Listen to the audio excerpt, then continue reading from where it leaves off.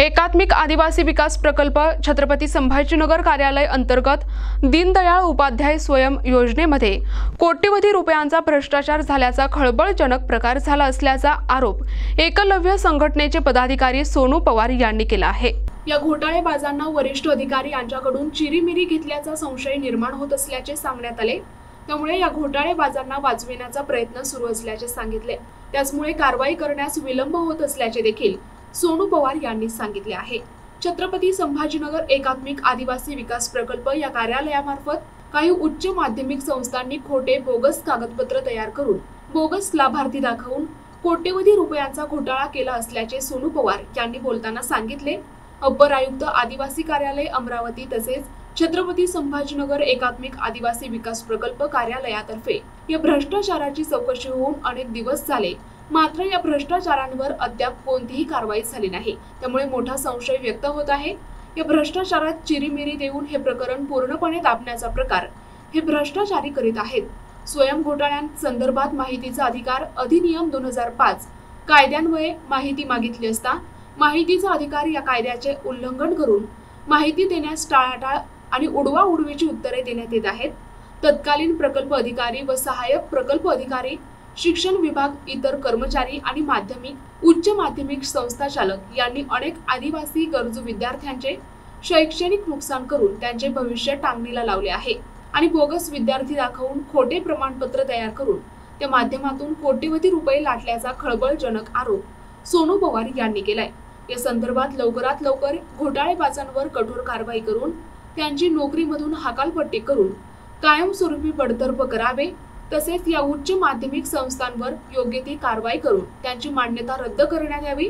तसेच खऱ्या आणि गोरगरीब गरजू आदिवासी विद्यार्थ्यांवर अन्याय करणाऱ्या कर्मचारी, अधिकारी तथा संस्था चालक या भ्रष्टाचारामध्ये सामील असणाऱ्यांवर तात्काळ गुन्हे दाखल करून अनुसूचित जाती जमाती ऍक्ट नुसार अॅट्रॉसिटीचे गुन्हे दाखल करण्यात यावे, अन्यथा एकलव्य संघटना महाराष्ट्र राज्य तसेच आदिवासी समाजातर्फे संपूर्ण महाराष्ट्रभर तीव्र आंदोलन छेडण्यात येईल असा इशारा सोनू पवार यांनी दिलाय।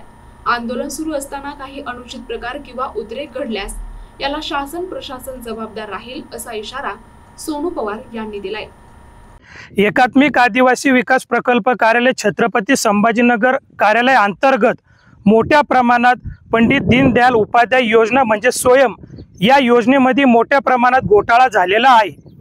या घोटाळा संबंधित अपर आयुक्त आदिवासी विकास विभाग अमरावती यांनी चौकशी केली आहे असे आम्हाला समजते, परंतु अपर आयुक्त आदिवासी विकास विभाग अमरावती आणि एकात्मिक आदिवासी विकास प्रकल्प कार्यालय छत्रपती संभाजीनगर हा प्रकार दाबण्याचा प्रयत्न जोरदारपणे करत आहे। कारण माहिती अधिकार खाली जर याबाबत माहिती मागवली तर प्रकल्प कार्यालय छत्रपती संभाजीनगर हे माहिती देत नाही। तसेच या चौकशी समितीमध्ये काय काय चौकशी करण्यात आलेली आहे याचा तपशील सार्वजनिकरित्या करत नाही, म्हणून आम्हाला या प्रकरणामध्ये संशय निर्माण होत आहे की अमरावती कार्यालय आणि एकात्मिक आदिवासी विकास विभाग छत्रपती संभाजीनगर कार्यालय हा प्रकार दाबण्याचा प्रयत्न 100% करत आहे।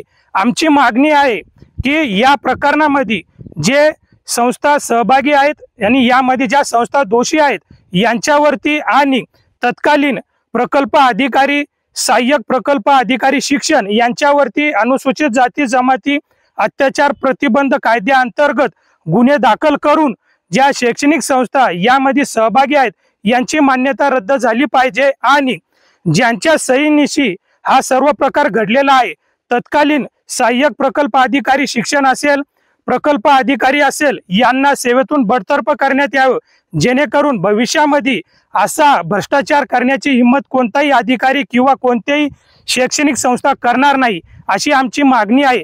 जर हा प्रकार दाबण्याचा प्रयत्न झाला, आदिवासी सर्व संघटना, आदिवासी समाज बांधव राज्यभर तीव्र आंदोलन करेल असा इशारा मी या माध्यमातून एकात्मिक आदिवासी विकास प्रकल्प कार्यालय असेल, अपर आयुक्त आदिवासी विकास विभाग असेल आणि राज्याच्या आदिवासी विकास मंत्र्याला देऊ इच्छितो। प्रतिनिधी जब्बार तडवी, NTV न्यूज मराठी, छत्रपती संभाजीनगर।